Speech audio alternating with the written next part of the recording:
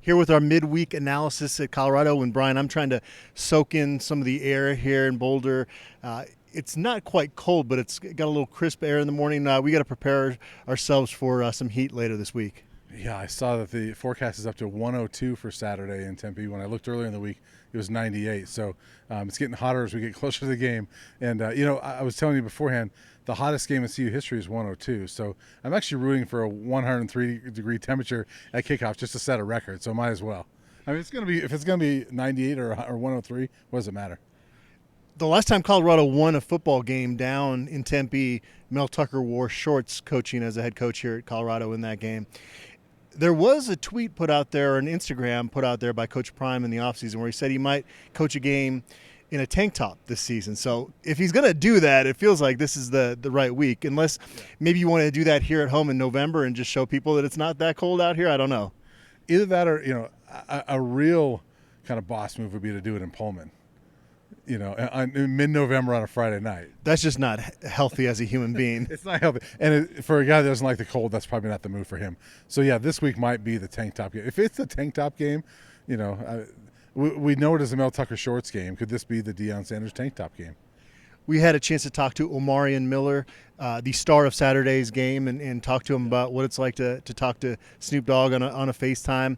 A kind of reserved young man, but he's quickly becoming a star here, and it seems like he's taking to Coach Prime's challenge of, okay, now the expectations are on you.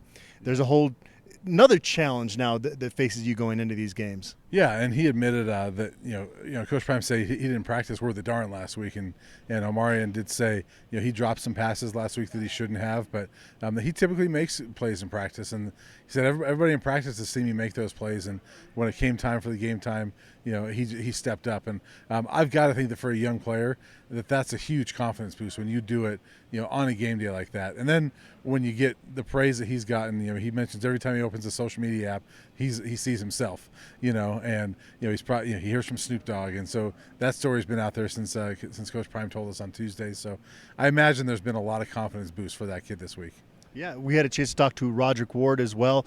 He did say he's starting in some packages, but did confirm that Shiloh Sanders is back out there practicing. I don't know if his role is going to be as big this week, but he's a guy that has a cool story coming from the FCS ranks. As he put it, he was a big fish in a small pond, and now kind of the reversal coming here to Colorado, and he's been a high-effort guy. I keep thinking back to the play during preseason when he chased down Dylan Edwards, arguably the fastest guy on this team, and so those are the guys that you love to cheer for, but if you have him as kind of more of a situational player going forward, especially with Miles Slusher expected back at some point and Travis Hunter in that secondary as well, it seems like he's kind of found his niche here, and when he's needed to start, he can.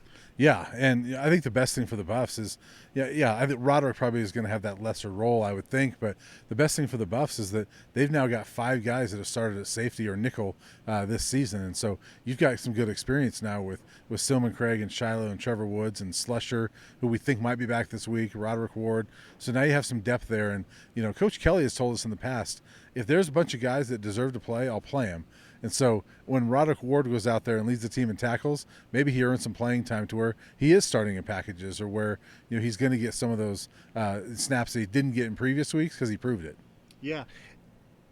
We'll get more into the Arizona State game. The key for me going into this football game is cover the middle of the field, because Trenton Bourguet was Arizona State's quarterback here at Folsom Field last year. It was easy for Bourguet to have a monster game, 435 yards passing. It was because they simply didn't cover the middle of the field. So that's one area.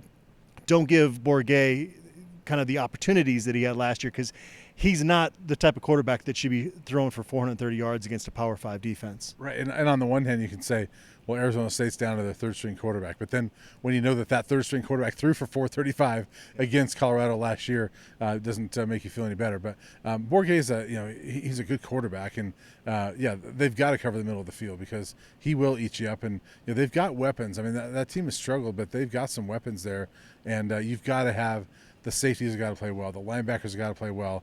I'll be curious to see, what does Juwan Mitchell look like in this game. He was supposed to be a Sun Devil this year, and thought he was going to be until he got kicked off of that team not even 2 months ago. And so, what's his energy like as he gets onto that field and goes against these guys he was just getting to know, but a coaching staff that didn't want him anymore. And so I think that's going to be an interesting thing to watch as well.